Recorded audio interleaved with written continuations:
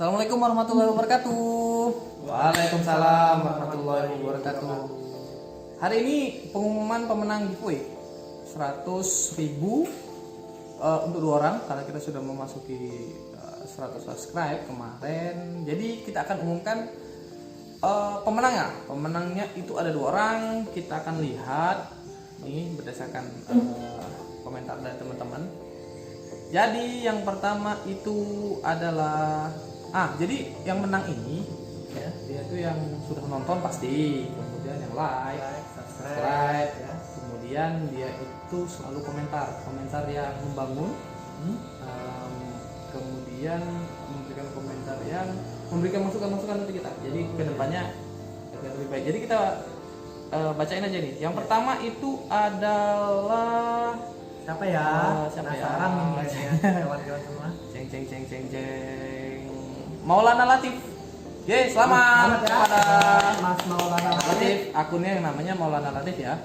Selamat karena kalau dia itu selalu komentar dari video kita yang pertama perjalanan mancing, kemudian Gary Momo, selanjutnya perjalanan mancing yang Extreme Road, selanjutnya video kita kemarin tentang ide gila, dan ini salah satu komennya yaitu be yourself and never struggle. Wah, success for in rumah. Thank you so much. Ini Mas apa? Ditunggu part keduanya kan. Penasaran sama sportnya, soalnya di tempat saya udah nggak ada sport bagus lagi, kalah sama Strom. Wah, parah ini Strom. Jangan bosan-bosan buat konten, semangat terus nyari bahan, berkarya terus sama videonya. Oh, itu dia. Selamat kepada akun Maulana Latif. Akun Maulana Latif. Nih, dia selalu komen loh. Kita video-video kita dia komen terus. Nah, yang kedua itu adalah akun Lintang Savana. Selamat akun Lintang Savana. Lintang Savana, dia tuh banyak loh. Ini kalau ini aja dia udah komennya biar menarik dan nggak jenuh, durasinya kurangnya aja 10 menit aja deh. Oke. Kemudian dia ada lagi ya masukan kita ke depannya. Dan mereka ini kita buka coba. Ini ada lagi dia komentarnya di satu video dia 2 komentar loh. Ya. Kemudian mantap Om, backsoundnya kegedean. Oke, alangkah bagusnya kalau penjelasan detailnya saat sambil jalan jadi live nggak kepotong-potong. Tuh. Jadi 2 akun ini Lintang Savana sama Mas Maulana Latif tadi, dia ini di setiap video-video kita ya kita lihat kok. Selalu komen, dia selalu memberikan nih video kita kemarin, ini yang pertama, 2, ketiga, keempat ini 2 akun ini selalu kok memberikan komentar. Pasti nonton, subscribe, pasti itu like. Kemudian dia juga memberikan komentar-komentar yang positifnya. Sekali lagi terima kasih banyak kepada 2 akun tersebut.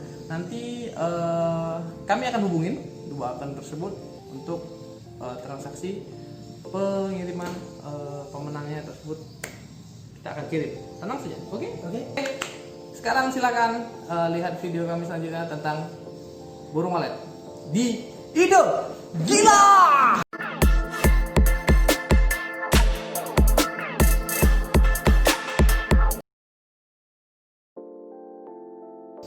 Budidaya burung walet adalah budidaya yang memanfaatkan burung-burung liar yang dulunya tinggal di goa-goa, di hutan atau di pinggir-pinggir pantai. Nah, saat ini masyarakat memanfaatkan burung-burung itu untuk usaha dengan diambil sarangnya sehingga bisa menambah penghasilan masyarakat. Yang biasanya masyarakat saat ini membangunnya itu di belakang rumah ataupun di perumahan-perumahan kosong, itu bisa dibangun, dimanfaatkan, bisa menghasilkan tambahan nilai lah untuk kehidupan masyarakat. Dari Pak Hendra ST yang kebetulan adalah Kasih PMD Kecamatan Timur, makanya saya terinspirasi untuk membuat gedung walet biar berhasil seperti Bapak Hendra Kasih PMD Kecamatan Timur. Yes.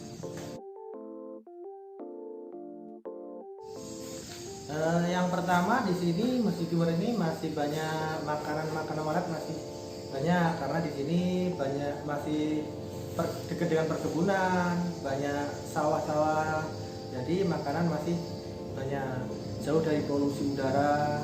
Terus yang kedua, dari segi ekonomi sangat menjanjikan karena hasilnya luar biasa gede. Tapi ya itu tadi harus ada kesabaran karena sarang burung walet itu untuk ekspor, sehingga masih banyak dibutuhkan di Indonesia ini. Sedangkan di sini potensi masih tinggi karena baru banyak gedung, sehingga potensinya masih sangat luar biasa tinggi. Sehingga saya sangat terinspirasi untuk membangun gedung walet. Peningkatan ekonomi yang harganya sarang burung walet itu sangat menjanjikan. Di sini lebih dari 10 sampai 12 juta, bahkan kalau pas harga normal itu sampai 18 juta. Sehingga untuk ekonomi luar biasa lah untuk investasi. Yang ketiga itu untuk tabungan hari tua. Ya kalau yang bahasanya kerennya lah investasi lah.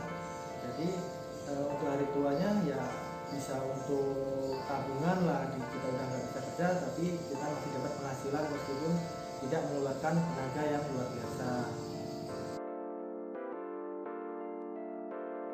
Yang pertama kayu gelam dolgen, terus yang kedua itu ada batu belah atau batu keriting, sama aja pilih yang mana bebas. Yang ketiga batu split. Yang selanjutnya besi itu ada yang besi 12, besi 10, besi 8, besi 6, terus pasir, semen, terus kayu itu ada kayu balok, ada kayu papan, terus kayu reng, terus yang terakhir ada namanya genteng untuk atap. Yang pertama kalau di sini itu yang utama itu fondasi. Nah, fondasi itu di sini harus memasang namanya paku bumi. Biasanya kalau di sini itu menggunakan kayu gelam yang gede-gede itu namanya dolgen. Gelam itu ditancapkan di setiap titik perempatan atau setiap bahasanya di sini soko bahasa Jawanya itu. Terus dicor. Nah, pakai namanya cakar ayam, kemudian ditumbuk pakai kayu batu belah, itu pandasi itu persegi 4. Nah, ditambah biasanya kalau di sini itu tambahan kaki-kaki lah dari T itu di setiap perempatan untuk tambah kekuatan, karena di sini itu tanahnya labil sehingga perlu fondasi yang kokoh. Nah, setelah dipasang batu baru tambah bata sedikit lah untuk namanya sloop, cor sloop. Kemudian dipasang besi tinggi untuk tiang-tiangnya itu dibuat cor. Kenapa kalau dibuat cor dulu? Kalau lebih kuat, karena di sini tanahnya labil, sehingga kalau kita cor dulu tiangnya baru pasang bata itu akan menambah kekuatan. Nah, di setiap jarak di atas 3 meter itu harus ada namanya angin-angin. Dia membutuhkan paralon kecil ukuran 3 in itu ditambah L, karena gunanya untuk apa? Gunanya untuk pendingin ruangan, karena burung walet itu nggak mau panas, bahkan dingin juga nggak mau, sedang dia maunya kayak manusia lah. Kalau kepanasan nggak enak, kalau kedinginan juga nggak enak, sehingga dia dibutuhkan tempat yang nyaman. Nah, biasanya kalau ukuran gedung itu ada yang 3 meter, 2 meter, ada yang 3,2, tergantung selera masing-masing, keinginan kita masing-masing. Terus yang terakhir itu biasanya di pintu itu ada yang pintu di atas, pintu untuk masuk walet itu ada yang di atas, ada yang di samping, tergantung selera biasanya. Terus setiap satu lantai itu harus ada cor sloop. Untuk apa?